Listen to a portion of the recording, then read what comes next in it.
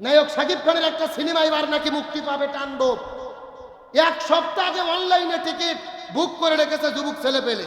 এখন বলেন তো দেখি, সকাল 10টায় যদি সিনেমা হয়, সকাল 10টায় যারা সিনেমা দেখার জন্য যাবে, এর আগে নামাজ পড়বে কখন? নামাজ পড়ার কি সুযোগ আছে? কুরবানি করার সুযোগ আছে? সকাল 10টা 12টা সারাদিন সিনেমা দেখার জন্য টিকিট বুক দিয়ে রাখতেছে অনলাইনে।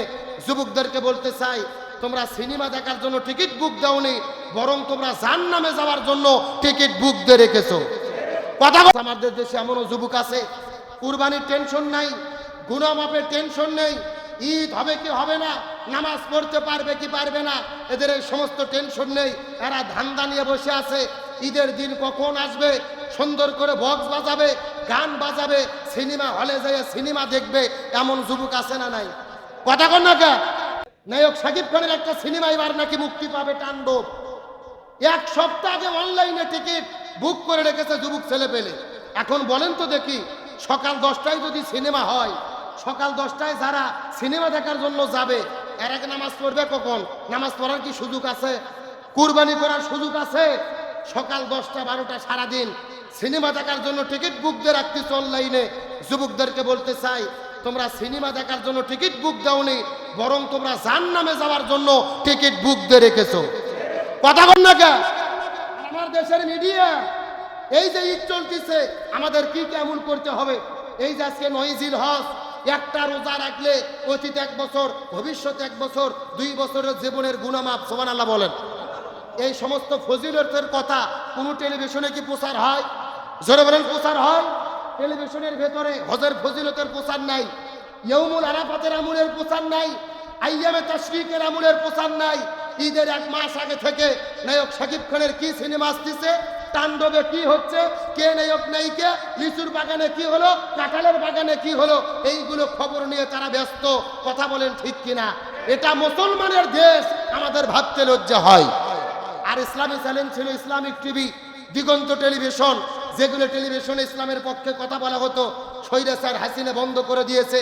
হেফাজতের শাপলা চত্বরে যেদিন হত্যাকাণ্ড হলো, এখন পর্যন্ত এই টেলিভিশনগুলো চালু করা হয়নি। আমরা বর্তমান সরকারকে বলি, অনতি বিলম্বে দিগন্ত টিভি, ইসলামিক টিভি, পিস টিভিকে চালু করার ব্যবস্থা করতে হবে। আবার এমনও যুবক আছে, হলের ভেতরে সিনেমা দেখার পরে, সিনেমা দেখে আসার পরে কান্না করে। মিডিয়ার সামনে এরকম যুবক আছে না নাই? মানে সিনেমা দেখে এমন হিট খাইছে, কান্না করে চোখের পানি বের করে। মুনাজাতে কান্না করতে পারে না, নামাজে কান্না করতে পারে না, সিনেমা দেখে কান্না করে। এটা জাহান্নামীর আলামত নাকি জান্নাতির আলামত?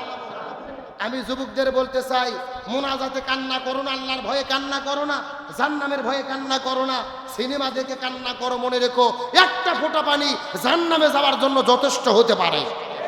আমাদের তো অনুভূতি হওয়ার দরকার ছিল।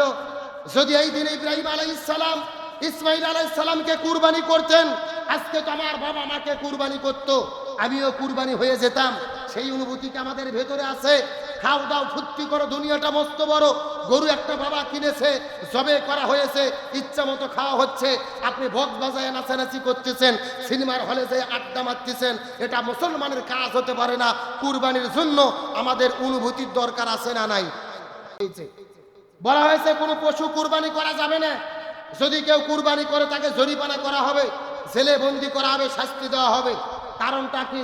ওই দেশের মধ্যে প্রাকৃতিক দুর্যোগ চলতেছে, বলতেছে আমাদের দেশে খাদ্যের অভাব, খরা চলতেছে, কুরবানি করা যাবে না, প্রাকৃতিক দুর্যোগ থেকে বাঁচতে হবে। এই জন্য এই দেশের শাসক কুরবানিকে নিষিদ্ধ করে দিয়েছে। চিৎকার করে বলেন, কুরবানি করতে হবে কার হুকুম? আরো জোরে বলেন, কার হুকুম? আমরা এই সমস্ত জাহেল মূর্খ শাসকদেরকে বলতে চাই, আল্লাহর হুকুম হলো কুরবানি করা। প্রাকৃতিক দুর্যোগ আর খরা চলতেছে, তোমাদের তো উচিত ছিল আরো বেশি বেশি কুরবানি করে আল্লাহকে ডাকা। আল্লাহ যেন খরা বন্ধ করে, প্রাকৃতিক দুর্যোগ বন্ধ করে, পরিবেশ ভালো করে। অথচ তোমরা আল্লাহর কাছে প্রার্থনা না করে আল্লাহর বিধান কুরবানিকে নিষিদ্ধ করে দিয়েছো। মনে রেখো, এর দ্বারা ফলাফল ভালো হবে না। তোমরা আল্লাহর বিরুদ্ধে যুদ্ধ ঘোষণা করেছো। কথা কন না কে? কুরবানি কার হুকুম? এখন দেশের মধ্যে প্রাকৃতিক দুর্যোগ, খরা, মন্দা, খাদ্যের অভাব, এই জন্য কুরবানি বন্ধ। কুরবানি বন্ধ করলেই কি আবহাওয়া ভালো হবে? এদের তো উচিত ছিল কুরবানি বেশি করে করা, নামাজ পড়া, আল্লাহকে ডাকা। আল্লাহ এই ওসিলায় আমাদের আবহাওয়া ভালো করে দেন, খরা বন্ধ করে দেন, প্রাকৃতিক দুর্যোগ দূর করে দেন। সেটা না করে এরা কুরবানিকে নিষিদ্ধ করে দিয়েছে। তার মানে বোঝা গেল এটা আল্লাহর জন্য নয়, এরা যেটা করেছে আল্লাহর সঙ্গে যুদ্ধ ঘোষণা করেছে। এর ফলাফল আরো ভয়াবহ হবে। আসলে যখন মূর্খ জাইলেরা শাসক হয় তখন রাষ্ট্রের অবস্থা এইরকম হয়। কথা কন না কে? এরা কোরআন হাদিস বোঝে না, ইসলাম বোঝে না, ইসলামের বিরুদ্ধে তারা সিদ্ধান্ত গ্রহণ করে। আমরা কি ইসলামের বিরুদ্ধে চলতে চাই? জোরে বলেন, চলতে চাই? এই যে কুরবানি ঈদ আমাদের মধ্যে এসেছে, আমাদের অনুভূতি কি? আগামীকালকে কুরবানি হবে, আমরা কুরবানি করব, আমাদের কুরবানি হলো কি হলো না, আল্লাহ আমাদের গুনাহ মাফ করলো কি করলো না, এই বিষয়ে চিন্তা করার দরকার আছে না নাই? অথচ আবার আপনি কুরবানি করবেন, গরুকে কুরবানি করার জন্য তারা গেঞ্জি বের করেছে, গেঞ্জি পরতেছে, আর গেঞ্জির পেছনে লিখে দিয়েছে একদিনের কষাই। কয় দিনের কষাই? একদিনের কষাই লেখে গেঞ্জি পেছনে লিখে দিয়ে নতুন গেঞ্জি বের করে কষাই সেজে গরু জবে করতেছে না। কষাইয়ের অনুভূতি নিয়ে পশু কুরবানি করলে হবে না, চামড়া খুললে হবে না, আমাদের অনুভূতি থাকতে হবে। ইব্রাহিম আলাইহিস সালাম ইসমাইলকে জবে করতে গিয়েছিল, আমরাও যদি আজকে জবে হয়ে যেতাম, এটা আমি থাকতে পারতাম, আমার বাবা ছুরি ধরতে পারত, এই অনুভূতিটা আমাদের অন্তরে থাকার দরকার আছে না নাই? আজকে আমরা গরু জবে করতেছি, গরুকে ফেলে দিয়ে গরু জবে করার সময় ছবি উঠাচ্ছি, গরুর উপরে চড়ে থেকে ছবি উঠাচ্ছি, গরু জবে হয়নি নড়ানড়ি করতেছে, গরুর উপরে লাফ দিয়ে উঠে সেলফি উঠে ফেসবুকে ছেড়ে দিচ্ছি। কুরবানির কি কোনো অনুভূতি আছে? একটাবার মনে মনে চিন্তা করতে পারেন, যেই জায়গায় গরু পড়ে আছে এই জায়গায় আজকে কুরবানি হয়ে আমি পড়ে থাকতে পারতাম। আজকে যে ছুরি ধরেছে ওটা আমার বাবা হতে পারত। ইব্রাহিম আলাইহিস সালাম কুরবানি করেছে, ইসমাইলের জায়গায় যদি দুম্বা কুরবানি না হতো, তাম পৃথিবীর প্রতি বছরে প্রত্যেকটা বাবা তার সন্তানকে কুরবানি করা লাগতো। আল্লাহ আমাদের প্রতি রহম করেছেন, আমাদের প্রতি বরকত করেছেন, অনুগ্রহ করেছেন, এই জন্য আমরা পশু কুরবানি করে গোশত খাই। সেই অনুভূতি যদি আমাদের ভেতরে না থাকে, আমরা যদি একদিনের কষাই সেজে গরুর সঙ্গে জুলুম করি আর সেলফি আর ছবি তোলা নিয়ে ব্যস্ত থাকি, এটার দ্বারা আল্লাহর দরবারে আমাদের অন্তরের পরীক্ষায় আমরা বিজয়ী হতে পারবো না। যেই কথা আল্লাহ বলেছেন, লা ইয়ানালাল্লাহা লুহুবুহা ওয়ালা দিমাউহা ওয়ালাকিন ইয়ানালুহুত তাকওয়া মিনকুম, তোমাদের গরুর চামড়া গোশত কোনো কিছু আমি আল্লাহ দেখবো না, আল্লাহ তাআলা দেখবে কি? অন্তর। জোরে বলেন, আল্লাহ কি দেখবেন? সুতরাং সেই অন্তরের পরিবর্তন আনতে হবে, সেই অন্তরের অনুভূতি নিয়ে আমাদের কুরবানি করতে হবে। আল্লাহ তাআলা তৌফিক দান করুক, বলেন আমিন। তাহলে হযরত ইব্রাহিম আলাইহিস সালাম হাজরা আলাইহিস সালামকে বিয়ে করে যাওয়া শুরু করলেন, আর জালেম বাদশা বলতেছে তুমি দয়া করে আল্লাহর কাছে দোয়া করো। একেবারে ঠেলাত পরে মেয়েটিকে কি বলে ডাক দিয়েছে? মা বলে। জোরে বলেন, কি বলে? মা বলে ডাক দেওয়ার পরে যখন সারা আলাইহিস সালাম আল্লাহর কাছে দোয়া করেছেন, ওই জালেম বাদশার হাত পাও ভালো হয়েছে, সুবহানাল্লাহ বলেন। আমার প্রিয় বন্ধুগণ, মুসলমান ভাইরা, গভীর মনোযোগ। হযরত সারা আলাইহিস সালামের দোয়া করার পরে জালেম বাদশার হাত পা গুলো ভালো হয়ে গেলেন। হাত পা গুলো ভালো হয়ে যাওয়ার পরে আল্লাহর কাছে তওবা করে ইব্রাহিম আলাইহিস সালামকে ডেকে আনা হলো। ইব্রাহিম আলাইহিস সালামের কাছে ডাক দিয়ে বলে, ইব্রাহিম, আমি ভুল করেছি, তোমার স্ত্রী মহিষী সতী সাধবী, তার সঙ্গে ভুল করেছি, অন্যায় করেছি, আল্লাহর কাছে মাফ চাও, যেন মাফ করে দেয়। ইব্রাহিম আলাইহিস সালাম বলে, জালেম বাদশা, আমার স্ত্রী সারার সঙ্গে ঘরের মধ্যে ঘরের দরজা জানালা বন্ধ করে তুমি যা যা করেছো, তুমি কি কি করেছো, আমাকে কোনো কিছু বলার দরকার নাই। ঘরের মধ্যে যা যা ঘটনা ঘটেছে আমার আল্লাহ তাআলা আমাকে সরাসরি দেখানোর ব্যবস্থাটা করে দিয়েছে। আমার যে বন্ধুগণ, মুসলমান ভাইরা, গভীরে মনোযোগ। ওই জালিম বাদশা ডাকতে বলে, ইব্রাহিম, তুমি ভালো আল্লাহর পয়গম্বর, তোমার স্ত্রীটাও হলেন নেককার, তোমার মতো ছেলেই আমি জামানার মধ্যে খোঁজাখুঁজি করতেছিলাম। আমার একটা কন্যা আছে, আমার একটা মেয়ে আছে, যার নাম হলো হাজেরা। কি নাম বললাম? আমি আমার মেয়েটিকে তোমার খেদমতে পেশ করতে চাই। ইব্রাহিম আলাইহিস সালাম ডাক দিয়ে বলে, তুমি যদি কোনো মেয়েকে দিতে চাও আমি খাদেম হিসেবে গ্রহণ করব না। যদি তুমি তোমার সেই সতী সাধবী সুন্দর রূপবতী গুণবর্তী পর্দাশীল মেয়েটিকে আমাকে উপঢৌকন দিতে চাও, আমি হাদিয়া হিসেবে নয়, আমার খাদেম হিসেবে নয়, আমি তাকে স্ত্রী হিসেবে গ্রহণ করতে চাই। বলেন সুবহানাল্লাহ। হযরত ইব্রাহিম আলাইহিস সালাম হাজরা আলাইহিস সালামকে বিবাহ করলেন, আর প্রথমে বিবাহ করলেন সারাকে। স্ত্রী কয়টা হলো? আরো জোরে বলেন। এই দুইজন স্ত্রীকে সঙ্গে করে নিয়ে ইরাক দেশ থেকে চলে গেলেন ওই ফিলিস্তিনের ভেতরে। ফিলিস্তিনে যাওয়ার পরে বসবাস করা শুরু করলেন। ৮৬ বছর বয়স যখন হয়ে গেল, ইব্রাহিম আলাইহিস সালাম আল্লাহর কাছে দোয়া করেন, আল্লাহ রব্বি হাবলি মিনাস সলিহিন, আল্লাহ আপনি আমাকে একটা নেককার সন্তান দেন। ফাবাশশারনাহু বিগুলামিন হালিম, আল্লাহ তাআলা বলে আমি একটা ধৈর্যশীল সবরকারী সন্তানের তোমার জন্য সুসংবাদ দিয়ে দিলাম। হযরত ইসমাঈল আলাইহিস সালাম হাজেরার পেট থেকে জন্মগ্রহণ করার পরে মাত্র কয়েকদিন চলে গেল, হাজেরার পেটের মধ্য থেকে ইসমাঈল আলাইহিস সালামের জন্ম হলো। আল্লাহ ডাকতে বলে, হে ইব্রাহিম, তোমাকে পরীক্ষা দিতে হবে, সন্তানকে ফিলিস্তিনে রাখা যাবে না। ওই মক্কার মরুভূমির ভেতরে যেখানে কোনো জনবসতি নাই, মরুভূমির ভেতরে তোমার সন্তানকে ওই জায়গার মধ্যে রেখে আসতে হবে। হযরত ইব্রাহিম আলাইহিস সালাম আল্লাহর কথা শোনার পরে শিশু সন্তান ইসমাঈলকে সঙ্গে করে নিয়ে হাজেরাকে সঙ্গে করে নিয়ে চলে গেলেন ওই মক্কার মরুভূমির ভেতরে। ওই মরুভূমির মধ্যে হাজেরা আর ইসমাঈলকে রাখার পরে ইব্রাহিম আলাইহিস সালাম তার উটটা নিয়ে পিছন দিক থেকে ঘুরায়া আবার যখন ফিলিস্তিনের দিকে রওনা শুরু করলেন, হাজেরা আলাইহিস সালাম পিছন দিক থেকে ডাকতে বলে, প্রাণের স্বামী, এই মরুভূমির ভেতরে জনবসতি নাই, থাকার মতো কোনো ঘর নাই, খাওয়ার মতো কোনো জায়গা নাই, এই জায়গার মধ্যে আপনি কেন রেখে যাচ্ছেন? ইব্রাহিম আলাইহিস সালাম কোনো কথার জবাব দেয় না। তিনবার জবাব দেওয়া না পাওয়ার পরে হাজেরা ডাকতে বলে, ও স্বামী, আল্লাহর হুকুমে আপনি কি মরুভূমির মধ্যে রেখে যাচ্ছেন নাকি? আপনার কাছে জানতে চাই। হযরত ইব্রাহিম আলাইহিস সালাম আকাশের দিকে তাকায়া আস্তে করে যখন মাথা নাড়ালেন, হাজেরা আলাইহিস সালাম বুঝতে পারলেন আল্লাহর হুকুমেই এই জায়গার মধ্যে রাখা হলো। হাজেরা আলাইহিস সালাম ডাকতে বলে, ও প্রাণের স্বামী, আল্লাহর হুকুমে যদি আপনি আমাদের মরুভূমির মধ্যে রেখে যান, আমাদের কোনো আপত্তি নাই। যে আল্লাহ তাআলা হুকুম করেছে ওই আল্লাহ এই জায়গার মধ্যে আমাদেরকে হেফাজত করবে। এই কথা বলে হযরত হাজেরা আলাইহিস সালাম শিশু সন্তান ইসমাঈলকে সঙ্গে করে নিয়ে মরুভূমির মধ্যে বসবাস করা শুরু করলেন। এইদিকে শিশু সন্তান ইসমাঈল পানি পাওয়ার জন্য হাউমাউ করে কান্না করতে থাকে। ছোট বাচ্চার কান্না, কলিজাটা ফেটে যাবে। হাজেরা সালাম কোথায় পানি পাবেন? দৌড়ানো শুরু করে দিলেন। একবার সাফা পাহাড়ে দৌড়াই, আর একবার মারোয়া পাহাড়ে দৌড়াই, সাফা পাহাড়ে দৌড়াই, মারোয়া পাহাড়ে দৌড়াই, এক নয় দুই নয় ৭ চক্কর দেওয়ার পরে হতাশ হয়ে গেলেন। আর সন্তানকে বাঁচাতে পারবো না, পানি খাওয়াইতে পারবো না। আস্তে করে ইসমাঈল আলাইহিস সালামের কাছে চলে গেলেন।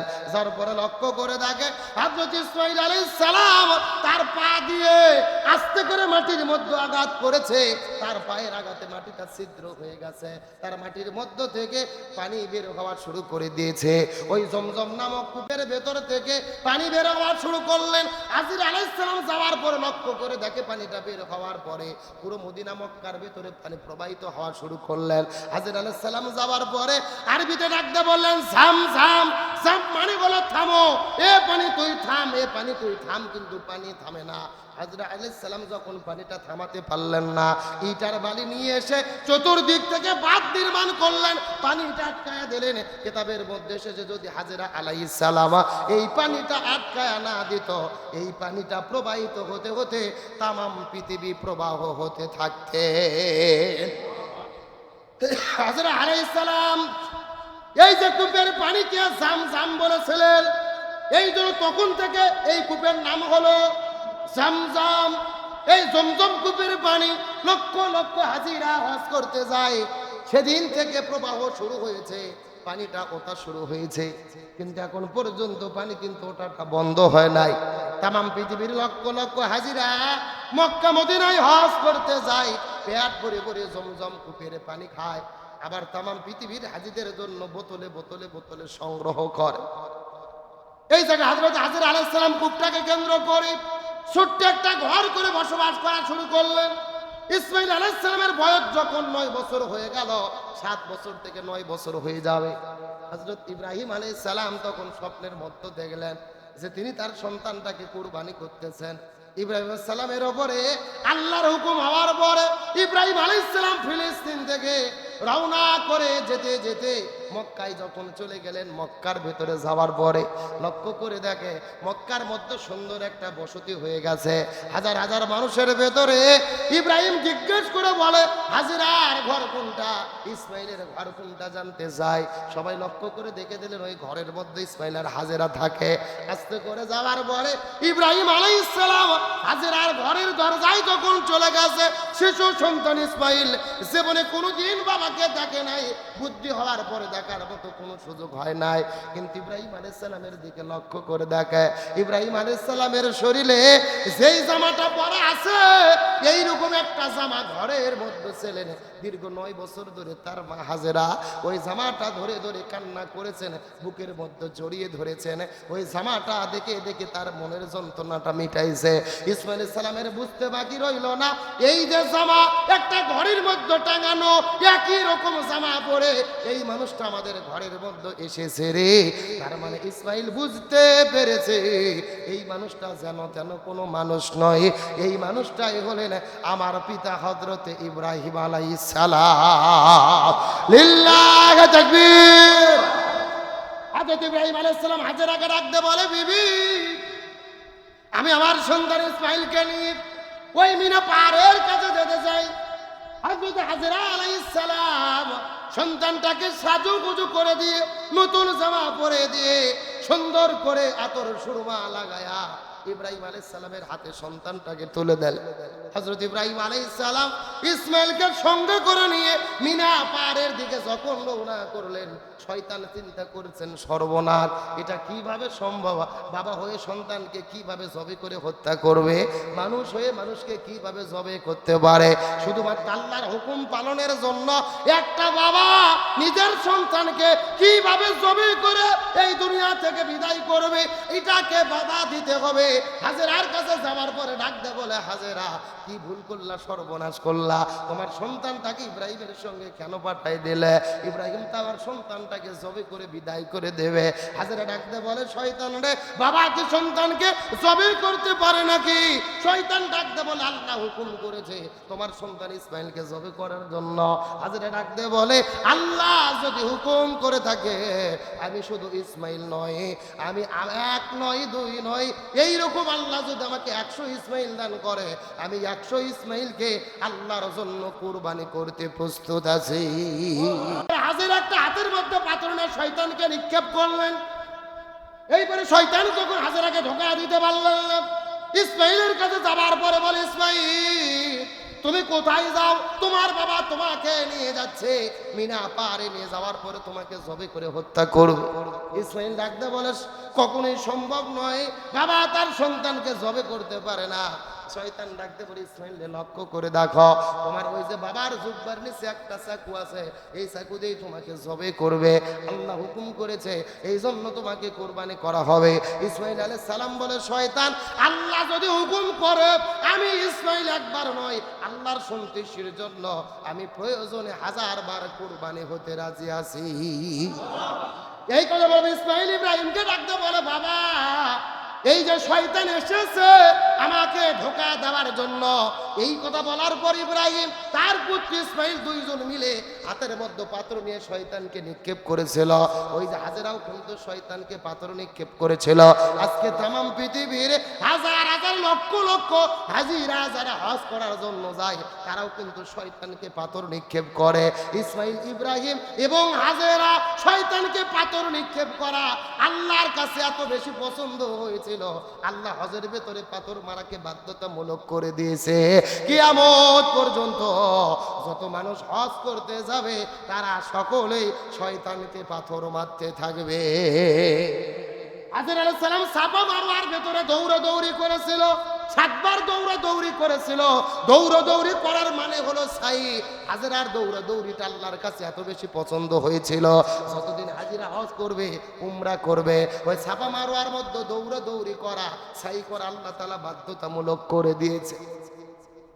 হযরত ইব্রাহিম আলাইহিস সালাম ইসমাইলকে ডাকতে বলে, ছেলে, ইয়া বুনাইয়া, হে আমার বৎস, ইন্নী আরা ফিল মানাম, আমি একদিন স্বপ্নের মধ্যে দেখলাম আমি তোমাকে স্বপ্নের মধ্যে আল্লাহর সন্তুষ্টির জন্য কুরবানি করে ফেলছি। তুমি এখন বলো তো দেখি, তোমার কি মনের অভিমত, তোমার কি সিদ্ধান্ত, তোমার কাছে জানতে চাই।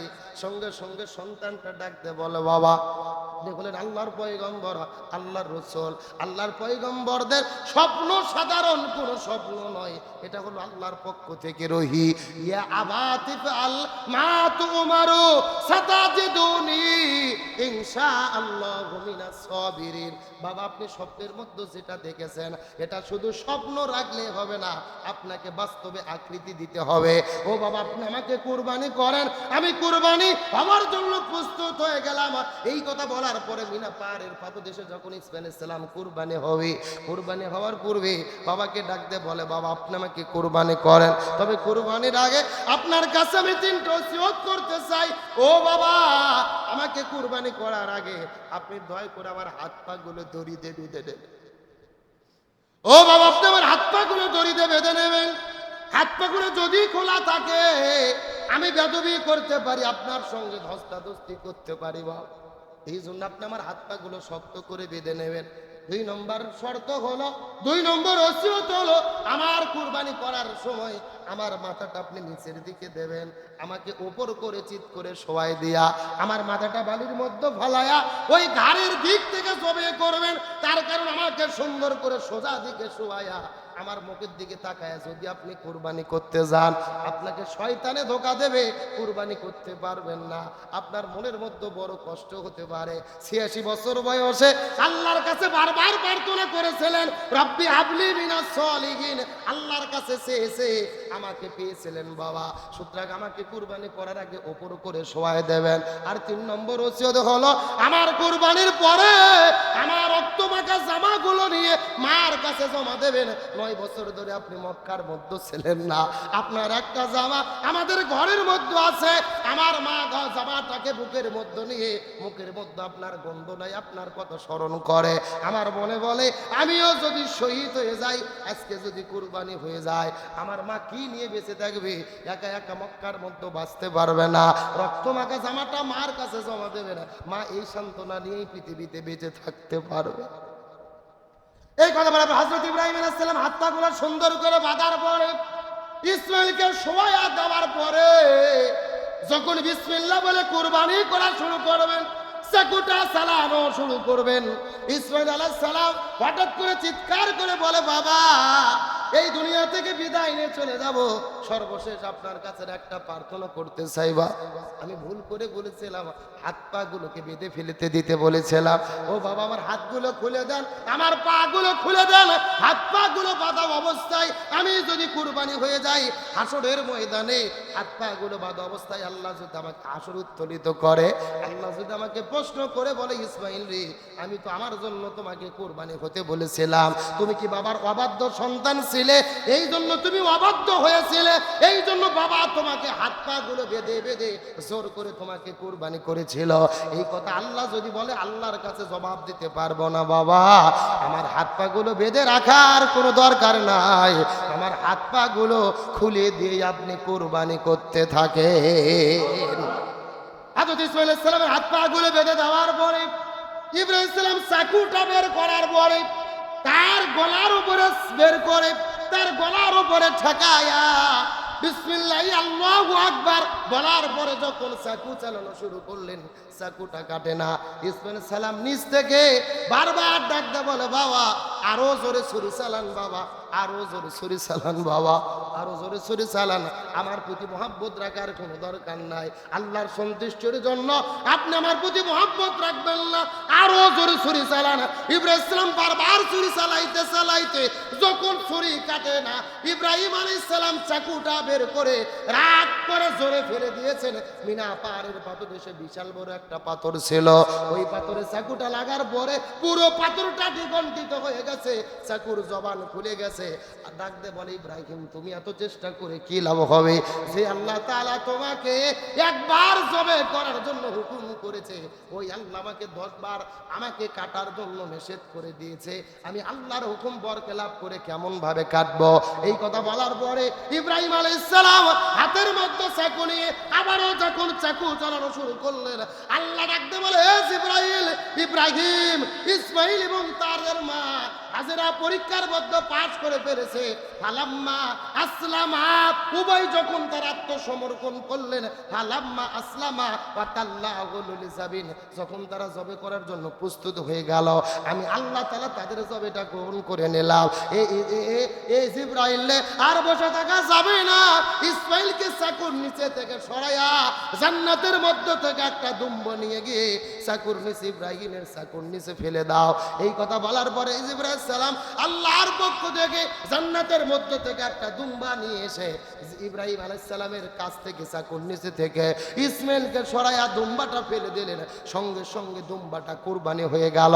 আকাশের ফেরেশতারা কান্না করে, চতুর্দিকে জান্নাতি ফেরেশতারা কান্না করে, জাহান্নামী ফেরেশতারা কান্না করে। এই দৃশ্যটা দেখার পরে কিন্তু আল্লাহর হুকুমে যখন ইসমাইলের জায়গায় দুম্বাটা কুরবানি হয়ে গেল, সঙ্গে সঙ্গে লক্ষ লক্ষ ফেরেশতারা চতুর্দিক থেকে তাকবীর পড়া শুরু করলেন, আল্লাহু আকবার, আল্লাহু আকবার, লা ইলাহা ইল্লাল্লাহু আল্লাহু আকবার, আল্লাহু আকবার লিল্লাহিল হামদ, আল্লাহু আকবার, আল্লাহু আকবার, লা ইলাহা ইল্লাল্লাহু আল্লাহু আকবার, আল্লাহু আকবার লিল্লাহিল হামদ। হযরত ইব্রাহিম আলাইহিস সালাম, ইসমাইল এবং তার স্ত্রী হাজেরা, তার মা হাজেরা সবাই মিলে যখন আল্লাহর কাছে সমর্পণ করলেন, ওই যে ইসমাইলের জায়গায় দুম্বা কুরবানি হলো কার ইশারায়? আর জোরে বলেন। সুতরাং আমরা যখন কুরবানিটা করব, এই অনুভূতিটা যেন আমাদের অন্তরে থাকে, এই অনুভূতিটা যেন আমাদের ভেতরে থাকে যে আজকে আমরা গরু ছাগল কুরবানি করতেছি, এটা আল্লাহর কৃপা। যদি সেই দিন পশু কুরবানি না হতো, আজকে আমার আদরের ছেলেকে কুরবানি করা লাগতো, আজকে আমার মেয়েকে কুরবানি করা লাগতো। সুতরাং সেই অনুভূতিটা নিয়ে আল্লাহর হুকুমের কথা স্মরণ করে আল্লাহর সন্তুষ্টির জন্য আমরা যেন কুরবানি করতে পারি। সকলে বলেন আমিন।